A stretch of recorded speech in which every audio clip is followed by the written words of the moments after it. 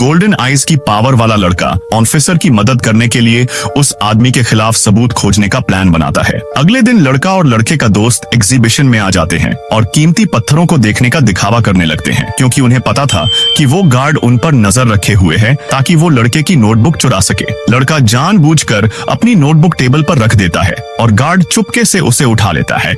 बाहर जाकर उस नोटबुक को खोलकर देखता है तो उसे उसमें इंफॉर्मेशन के साथ लड़के के द्वारा उसके लिए लिखा गया एक मैसेज मिलता है, जिसमें लड़के ने उस गार्ड को उससे मिलने के लिए रात 8 बजे एक पते पर बुलाया होता है। गार्ड ये पेज फाड़कर अपने पास रख लेता है और वो नोटबुक उस आदमी को जाकर दे देता है। गार्ड वादे के मुताबिक आदमी से पैसे मांगता है, पर वो उसे पैसे देने से साफ इनकार कर देता है और उसे मारने की धमकी देता है। रात को ये दोनों उस गार्ड का इंतजार कर रहे होते हैं और तभी वो गार्ड वहाँ उनसे मिलने आ जाता है। वो लड़के से पूछता है कि तुमने मुझे क्यों बुलाया है? तो लड़का बोलता है, मुझे पता है कि तुम्हें पैसों की बहुत परेशानी है और तुम्हारे दोस्त भी हॉस्पिटल में एडमिट हैं, इसलिए उनके इलाज का खर्च और उनके परिवार का खर्च हम उठाना चाहते हैं। इस पर गार्ड उससे पूछता है, तुम मेरे लिए ये क्यों करना चाहते हो? जिस पर लड़का बोलता है, तुमने मुझे नहीं मारा, तुम बस मजबूरी में ये काम कर रहे हो और तुम अपने दोस्तों के लिए भी रॉयल हो, इसलिए मैं तुम्हारी मदद करना चाहता हूँ। इतना ही नहीं, इस बार मुझे तुम्हारी मदद चाहिए। गार्ड पूछता है, कैसी मदद? लड़का बताता है, इस बार के ब्लाइंड ऑक्शन में जोहू कॉर्पोरेशन धोखाधड़ी करने वाला है, जिसके खिलाफ हमें सबूतों को इकट्ठा करना है और हमारे पास एक आइडिया है, लेकिन उसे अंजाम देने के लिए